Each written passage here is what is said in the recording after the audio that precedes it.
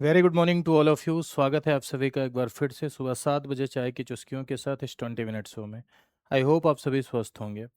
मेरे भाइयों, जैसा कि आप सभी को पता है कि सुबह 7 बजे मैं आप सभी के समक्ष उपस्थित होता हूँ मंडे टू सैटरडे। और इस 20 मिनट शो में 4 सवालों के साथ आपको 40 बातें बताता हूँ, ऐसी 40 बातें जो आपके एग्ज़ाम के लिए रेलिवेंट होती हैं, ज़रूरी होती हैं, इंपॉर्टेंट होती हैं।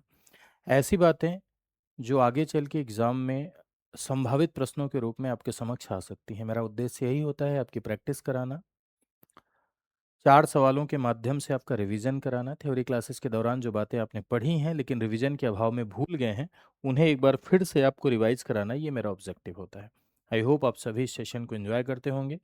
अगर आप एंजॉय करते हैं, आपको अच्छा लगता है, तो मेरी गुजारिश है कि आप इसे अपने फ्रेंड्स के बीच शेयर भी किया करिए, दोस्तों के मध्य। रिश्तेदारी में नहीं भेजना है। जो लोग तैयारी कर रहे हैं, जो लोग लर्नर्स हैं, उन्हें भेजना है, ना कि रिश्तेदारी में भेजना है। ठीक है? तो चलिए, अगर आप यूपीपीसीएस प्री के लिए प्रिपेयर कर रहे हैं, आरओ के लिए प्रिपेयर कर रहे हैं, या वीओ के लिए प्रिपेयर कर रहे हैं, then this is important for you. ये आपके लिए इम्पोर्टेंट है। किसी भी ऐसे स्टेट लेवल परीक्षा की आप तैयारी कर रहे हैं जिसमें इंडियन पॉलिटी से संबंधित सवाल आते हैं, तो ये सेशन आपके लिए इम्पोर्टेंट है।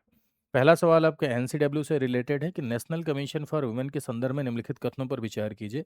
Consider the following statement regarding NCW. यह एक वैधानिक निकाय है, स्टेटुअरी बॉडी है, महिलाओं से जुड़े मामलों में स्वतः संज्ञान यानी सुओ मोटो ले सकता है। It can make suo motu cognizance of the women issues. यह न्यायालय की तरह बाध्यकारी निर्णय देता है, यानी न्यायालय की तरह बाइंडिंग डिसीजन देता है, बाध्यकारी निर्णय न्यायालय की तरह देता है। ठीक है? तो यदि आप नेशनल कमीशन फॉर वुमेन की बात करें भाई, तो इसका जो गठन हुआ वो राष्ट्रीय महिला आयोग अधिनियम 1990 के तहत 1992 में हुआ। 1992 में 1971 में महिलाओं के लिए एक समिति बनी थी, जिसकी रिकमेंडेशन थी कि महिला आयोग का गठन किया जाए, और उसी के रिकमेंडेशन के बाद 1992 में एक अधिनियम, महिला आयोग अधिनियम 1990 के तहत इसका गठन हुआ। तो लॉ के तहत, बाई लॉ, ये इस्टेब्लिश हुआ है।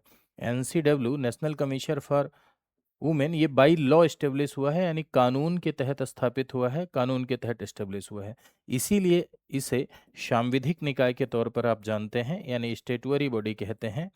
ऐसे निकाय जो बाई लॉ गठित होते हैं, कानून के द्वारा गठित होते हैं, उन्हें आप सांविधिक निकाय कहते हैं। कुछ और बातों की यदि आप बात करें, तो इसकी जो संरचना है राष्ट्रीय महिला आयोग की, इसमें एक अध्यक्ष होते हैं, 5 आपके सदस्य होते हैं, और एक सदस्य सचिव होते हैं। एक अध्यक्ष, 5 सदस्य और एक सदस्य सचिव, ये संरचना। इनका जो टेन्योर होता है वो 3 ईयर का टेन्योर होता है। ये सरकार के द्वारा नियुक्त किए जाते हैं, केंद्र सरकार के द्वारा, और केंद्र सरकार के द्वारा ही हटाए जाते हैं। और महिला आयोग का जो मुख्य कार्य है वो यही है कि महिलाओं को प्रभावित करने वाले नीतिगत मामलों में सरकार को सलाह देना, यानी ऐसे मामले जो महिलाओं को प्रभावित कर रहे हैं, महिलाओं को अफेक्ट करने वाले ऐसे मामलों में सरकार को सलाह देना। महिलाओं से संबंधित अगर कोई लॉ बना हुआ है तो उसकी समीक्षा करना कि वो आज के लिए रेलिवेंट है या नहीं, अगर उसमें कुछ चेंजेस करने हैं जो महिलाओं के लिए उपयुक्त हो सकते हैं, तो गवर्नमेंट को एडवाइस करना। साथ ही साथ अगर किसी भी प्रकार की महिला उत्पीड़न से संबंधित, दहेज उत्पीड़न से संबंधित शिकायत है, तो उन शिकायतों की जांच करना, और जांच करके उचित कार्यवाही के लिए सरकार को रिकमेंड करना। ये ऐसा निकाय नहीं है कि स्वयं दंडित कर सके, स्वयं पनिश करने का अधिकार नहीं है। हालांकि राष्ट्रीय महिला आयोग को आप देखेंगे कि सिविल न्यायालय की शक्तियां मिलती हैं, है ना? सिविल न्यायालय की शक्ति इसे प्राप्त होती है। ये गवाहों को क्या कर सकता है? शमन कर सकता है, दस्तावेज पेश करने का आदेश दे सकता है। लेकिन इसे पनिश करने का राइट नहीं है, पनिशमेंट का राइट नहीं है। पूरे देश में महिला के अधिकारों का ये प्रतिनिधित्व करता है, महिलाओं के अधिकारों को प्रोटेक्ट करने के लिए, वीमेन राइट्स को प्रोटेक्ट करने के लिए अपना रोल प्ले करता है। गवर्नमेंट को जो भी इनिशिएटिव लिए जाने चाहिए उसके लिए गवर्नमेंट को रिकमेंड करता है। महिलाओं के प्रतिनिधित्व को बढ़ाने के लिए, महिलाओं पर जो अत्याचार हो रहे हैं उन्हें रोकने के लिए, महिलाओं के अधिकारों को प्रोटेक्ट करने के लिए क्या क्या इनिशिएटिव लिए जाने चाहिए, उन सब के लिए क्या करता है? रिकमेंड करता है। ये एक तरीके के क्या स्टेटुअरी बॉडी है। ठीक है? राष्ट्रीय महिला आयोग अधिनियम 1990, नेशनल वीमेन कमीशन का जो गठन हुआ वो एक कानून के तहत हुआ, लॉ के तहत हुआ, इसीलिए इसे आप स्टेटुअरी बॉडी कहते हैं। 1992 में गठन हुआ। ठीक है? एक अध्यक्ष होते हैं, जो ये अध्यक्ष होते हैं ईमानदार और प्रतिष्ठित व्यक्तियों में से कोई एक, जिन्हें कानून का ज्ञान हो, या महिला स्वयंसेवी संगठन, प्रशासन, स्वास्थ्य, शिक्षा आदि के क्षेत्रों में अनुभव हो, ऐसे किसी व्यक्ति को सदस्य बनाया जाता है। ठीक है। और सदस्यों में हमेशा ध्यान रखिएगा कि कम से कम एक सदस्य एससी एसटी का होना चाहिए। ये मैंने आपको सदस्य की योग्यता बताई। फिर से एक बार सुनिए, कोई व्यक्ति जो ईमानदार या प्रतिष्ठित व्यक्तियों में से एक है, या उसे कानून का, महिला स्वयंसेवी संगठनों, प्रशासन, हेल्थ, एजुकेशन आदि के क्षेत्र में अनुभव हो, ऐसे व्यक्ति को सदस्य के रूप में शामिल किया जाता है। सदस्यों में एक एससी और एसटी का होना चाहिए। अध्यक्ष जो होता है, महिलाओं के अधिकारों के प्रति जो समर्पित व्यक्ति है, उसे चेयरमैन बनाया जाता है, अध्यक्ष बनाया जाता है। ठीक है। सदस्य सचिव की यदि आप बात करें तो कोई ऐसा व्यक्ति जो समाजशास्त्री आंदोलन के क्षेत्र में एक्सपर्ट है, या सिविल सेवा या अखिल भारतीय सेवा का मेंबर हो, ठीक है, तो ऐसे किसी व्यक्ति को सदस्य सचिव के रूप में नियुक्त किया जाता है। क्लियर है? तो आ जाते हैं सवाल पर। तो सवाल में देखिए लिखा हुआ है कि एक वैधानिक निकाय है, स्टेटुअरी बॉडी है, सही लिखा हुआ है। ठीक है। वैधानिक, या इसे ही आप एक नाम से और जानते हैं, इसे ही सांविधिक भी कहा जाता है। ठीक है। तो इसमें कंफ्यूज मत होइएगा। राइट, संवैधानिक नहीं है ये। संवैधानिक का मतलब होता है जिसका उल्लेख संविधान में किया गया है, उसे हम संवैधानिक कहते हैं। तो संवैधानिक और सांविधिक दोनों में डिफरेंस होता है। This is constitutional, this is statutory. ठीक है। ये महिलाओं से जुड़े मामलों में स्वतः संज्ञान ले सकता है। ठीक है। अगर महिलाओं से जुड़ा हुआ कोई मामला है, उत्पीड़न की शिकायत नहीं मिली है, महिला आयोग के पास अगर कोई शिकायत नहीं भी गई है, तो ये स्वतः संज्ञान भी ले सकता है। न्यायालय की तरह बाध्यकारी निर्णय देता है? जी नहीं भाई, बाध्यकारी निर्णय ये नहीं देता है। बाद इसके निर्णय सरकार को परामर्शी प्रवृत्ति के होते हैं, यानी रिकमेंडिंग होते हैं। सरकार को सिफारिश की जाती है, सरकार चाहे तो नहीं, चाहे माने चाहे ना माने, किसी भी प्रकार का इसका निर्णय बाध्यकारी निर्णय नहीं होता है। तो फर्स्ट एंड सेकंड आपका क्या हो जाएगा इसमें? राइट आंसर हो जाएगा। और इसी से रिलेटेड आपका ये भी सवाल है कि महिला आयोग के कार्यों के संबंध में निम्नलिखित पर विचार कीजिए। Consider the following statement regarding the functions of NCW. तो इससे पहले वाले सवाल में जो एक्सप्लेनेशन मैंने दिया है, इससे पहले वाले सवाल में जो व्याख्या आपने सुनी है, उस व्याख्या के तहत आप इस सवाल को भी सॉल्व कर सकते हैं। लिखा हुआ है, यह महिलाओं के अधिकारों की रक्षा करता है, it safeguards the rights of women. ये महिला संबंधी कानूनों की समीक्षा करता है, it reviews laws related to the women. ठीक है। यह अपराधियों को दंडित करता है। ठीक है। तो ये जो पहला है ये तो ठीक है, महिलाओं के अधिकारों की रक्षा करता है। महिलाओं के लिए कौन से अधिकार और उपयुक्त हों, उनके लिए रिकमेंड करता है।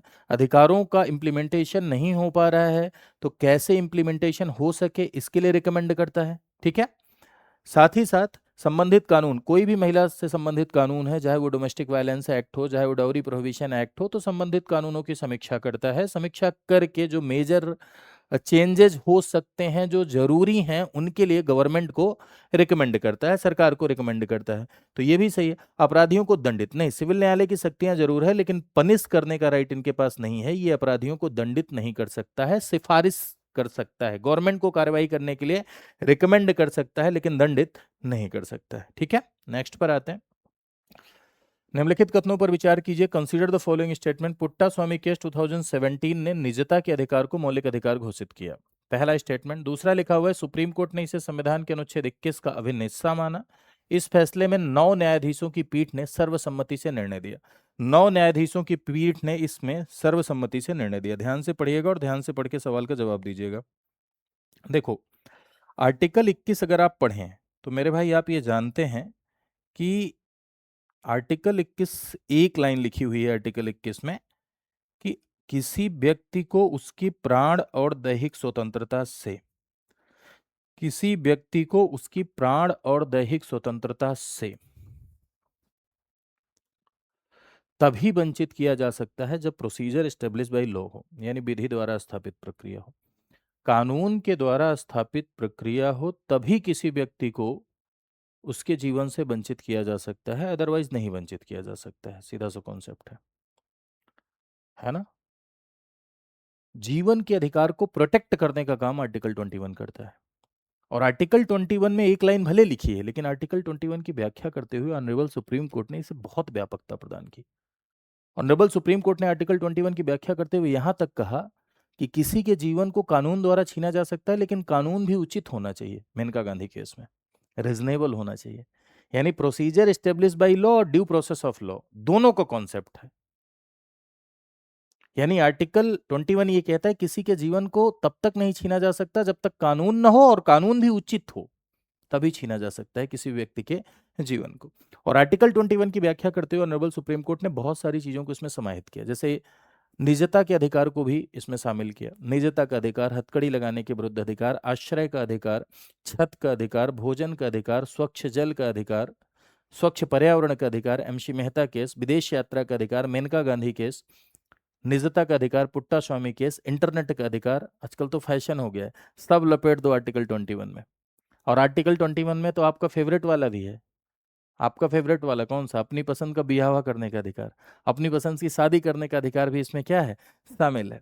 तो लिखा हुआ है पुट्टा स्वामी केस ने निजता के अधिकार को मौलिक अधिकार घोषित किया, ये बिल्कुल ठीक लिखा हुआ है। सुप्रीम कोर्ट ने इसे संविधान के अनुच्छेद 21 का अभिन्न हिस्सा माना। जी हाँ, right to privacy is also the part of the right to personal liberty. ठीक है, निजता भी प्राण और दैहिक स्वतंत्रता का भाग है। इस फैसले में 9 न्यायाधीशों की पीठ ने सर्वसम्मति से निर्णय दिया, तो ये भी ठीक है। 9 न्यायाधीशों की, देखो क्या लिखा हुआ है, इस बात को समझना जरा सा, थर्ड स्टेटमेंट को बहुत ध्यान से पढ़ो। ठीक है, कि लिखा हुआ है कि 9 न्यायाधीशों की पीठ ने सर्वसम्मति से निर्णय दिया। ठीक है, सर्वसम्मति मतलब, ये बताओ सर्वसम्मति मतलब?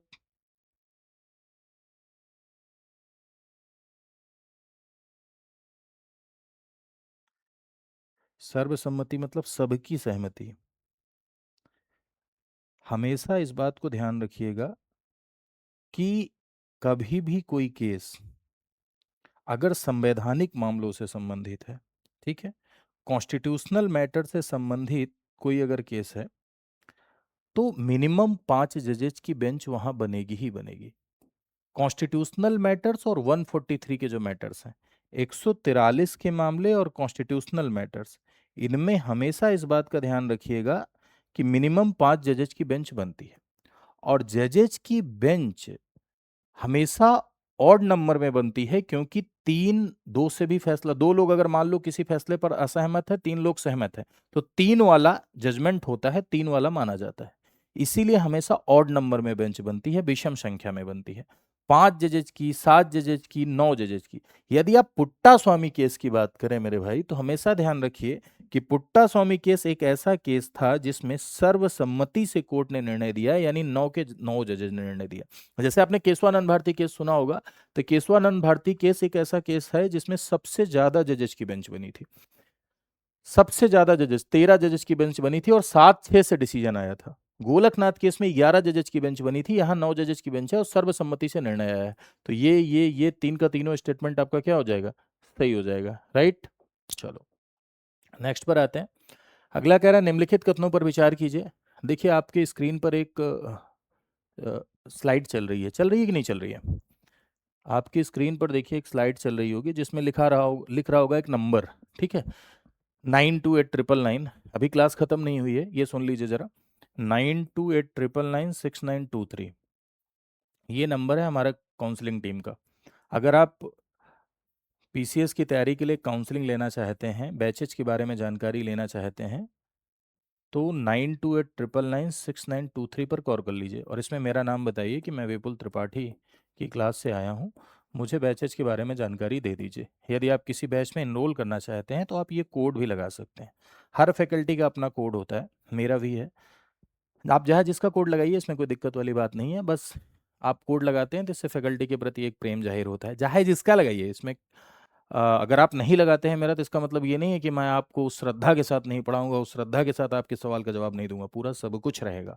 ठीक है, शिक्षक के लिए छात्र चाहे प्रधानमंत्री ही क्यों ना हो, वो हर छात्र को एक ही नज़रिए से देखता है और देखना भी चाहिए। जो नहीं देखता है वो फिर शिक्षक ही नहीं है, मेरा ये मानना है। तो आप कैसे भी कोई भी कोड लगाइए, कोई दिक्कत वाली बात नहीं है। लेकिन हाँ, एडमिशन लेते समय आप यहाँ कॉल कर लिया करिए और ये कोड लगाएंगे तो आपको डिस्काउंट मिलता है। अगले सवाल पर आते हैं। निम्नलिखित कथनों पर विचार कीजिए। Consider the following statement. Mandamus सरकारी अधिकारियों के विरुद्ध जारी किया जाता है, भारत के राष्ट्रपति के विरुद्ध जारी किया जाता है, किसी व्यक्ति या संस्था को उसके कर्तव्य का पालन करने हेतु बाध्य करता है। किसी व्यक्ति या संस्था को उसके कर्तव्य का पालन करने हेतु क्या करता है, बाध्य करता है। ठीक है, मैंडेमस कंपल्स अ पर्सन और अथॉरिटी टू परफॉर्म ड्यूटी। अब व्यक्ति या संस्था सरकारी है प्राइवेट ये नहीं लिखा है, जनरलाइज स्टेटमेंट लिखा हुआ है। ठीक है, तो ध्यान रखना जरा सा, व्यक्ति या संस्था ये सरकारी हो सकती है, तो जनरल स्टेटमेंट है तो ज़्यादा परेशान नहीं होना है। ठीक, मैंडेमस है क्या? मैंडेमस एक प्रकार की रिट है। रिट कौन कौन जारी करता है? सुप्रीम कोर्ट और high court. Supreme court writ जारी करती है जब मौलिक अधिकार का हनन हो, अनुच्छेद 32 के तहत। हाई कोर्ट रिट जारी करती है जब मौलिक अधिकार का हनन हो, साथ साथ किसी अन्य अधिकार का भी हनन हो, तो हाई कोर्ट रिट जारी कर सकती है आर्टिकल 226 के तहत। ठीक है। सुप्रीम कोर्ट और हाई कोर्ट 5 प्रकार की रिट जारी करती हैं: habeas corpus, mandamus, prohibition, certiorari, quo warranto. उसमें एक रिट होती है मैंडमस। मैंडमस का मतलब होता है वी कमांड, यानी हम आदेश देते हैं। आदेश देने की जरूरत कब पड़ती है? जब कोई भी पब्लिक अथॉरिटी, जब कोई सरकारी कार्यालय अपने कर्तव्यों का निर्वहन नहीं करता, जब कोई सरकारी कार्यालय अपने कर्तव्यों का निर्वहन नहीं करता है या करने से मना करता है, तो उसे इस बात के लिए बाउंड करना, यानी उसकी ड्यूटी को याद दिलाना, उसकी ड्यूटी से उसे बाउंड करना, इसके लिए मैंडमस इशू होती है। मैंडमस का मतलब होता है बी कमांड, यानी आदेश दिया जाता है कि जो आपका कर्तव्य है उन कर्तव्यों को आप फुलफिल करिए। ठीक है। तो मैंडमस पब्लिक अथॉरिटी के खिलाफ जारी की जाती है, ये ठीक लिखा हुआ है। राष्ट्रपति के विरुद्ध जारी किया? जी नहीं, ये एक्सेप्शन है। राष्ट्रपति और राज्यपाल के खिलाफ परमादेश नहीं जारी की जाएगी। राष्ट्रपति और राज्यपाल के खिलाफ परमादेश नहीं जारी की जाएगी। किसी व्यक्ति संस्था को उसके कर्तव्य, व्यक्ति या संस्था यहां सरकारी समझिएगा, ठीक है, प्राइवेट इंडिविजुअल के खिलाफ ये नहीं जारी की जाती। अगर कोई व्यक्ति सरकारी व्यक्ति है या संस्था सरकारी है तो उसके खिलाफ ये जारी की जा सकती है। यहां पर सरकारी का सेंस लेके मैं इस सवाल को सॉल्व कर रहा हूं। ठीक है। तो फर्स्ट एंड थर्ड आपका क्या हो जाएगा? इसमें हो जाएगा प्राइवेट इंडिविजुअल के खिलाफ ये नहीं जारी की जाती है, निजी व्यक्ति के खिलाफ नहीं जारी की जाती, राष्ट्रपति और राज्यपाल के खिलाफ ये नहीं जारी की जाती। तो फर्स्ट एंड थर्ड आपका क्या हो जाएगा? राइट आंसर हो जाएगा। तो आई होप आपने सेशन को एंजॉय किया होगा। एंजॉय किया है तो यहाँ भी देखिए, यहाँ फॉलो कर लीजिए। ये इंस्टाग्राम है, सोशल मीडिया है। आजकल तो सोशल मीडिया की दुनिया है भाई। सोशल मीडिया पे रहना कोई बुरी बात नहीं है, सोशल मीडिया से एडिक्टेड हो जाना बुरी बात है। लत लग जाए और दिन भर स्क्रॉल कर रहे हैं, रील खत्म हो जा रही, फिर दोबारा वही आ जा रही है शाम तक, ये दिक्कत है। ठीक है। फर्दर अपडेट्स के लिए, क्लासेस के अपडेट्स के लिए आप यहाँ टेलीग्राम पर भी मेरे साथ जुड़ सकते हैं। ठीक है। साथ ही साथ मेरे भाइयों, यदि आप हमारे साथ जुड़ के पूरा का पूरा कंप्लीट प्रोग्राम पढ़ना चाहते हैं, यूपी पीसीएस की कंप्लीट तैयारी करना चाहते हैं, तो आप यहाँ पर चेकआउट कर सकते हैं। यानी स्टडी आई क्यू लिखिए गूगल पर, www.studyIQ.com पर जाइए। यहाँ गए आप, फिर उसके बाद आप जाइए स्टेट पीसीएस पर, यहाँ गए उत्तर प्रदेश पर जाइए। अब यहाँ आपको दिखेंगे अलग अलग बैचेस। यदि आप पूरा कंप्लीट प्री मेंस पढ़ना चाहते हैं तो ये आरंभ है। ठीक है। यदि आप सिर्फ और सिर्फ प्री पढ़ना चाहते हैं तो प्री का बैच है, सिर्फ मेंस पढ़ना चाहते हैं तो मेंस का बैच है, टेस्ट सीरीज है, आरओ के बैच है, वीओ के बैच है। तो इस यहाँ पर बाई नाउ पर जाएंगे तो पूरी की पूरी डिटेल्स आती है। डिटेल्स पढ़िए, पढ़ने के बाद अब बाई नाउ पे क्लिक करेंगे, वहाँ पर कूपन कोड लगाने का ऑप्शन आएगा, वीएल लाइव लगाइए, एनरोल करिए। ज़्यादा जानकारी के लिए 9289996923 पर आप कॉल भी कर सकते हैं। ठीक है। जैसे मैं आपको यहाँ पर दिखा दूँ एक, ये देखिए प्री का कोर्स है। प्री के कोर्स में आप गए तो सारा यहाँ डिटेल आप डाउनलोड करके देख सकते हैं। ठीक है। वाई नाउ पर जाइए, वाई नाउ पर जाने के बाद आप कूपन कोड लगाइए, आराम से एनरोल करिए। ठीक है। चलिए आज के लिए इतना ही। खुश रहें, स्वस्थ रहें, आगे बढ़ें। Thank you so much to all of you. और हाँ, इस सेशन को शेयर भी करें। नमस्कार।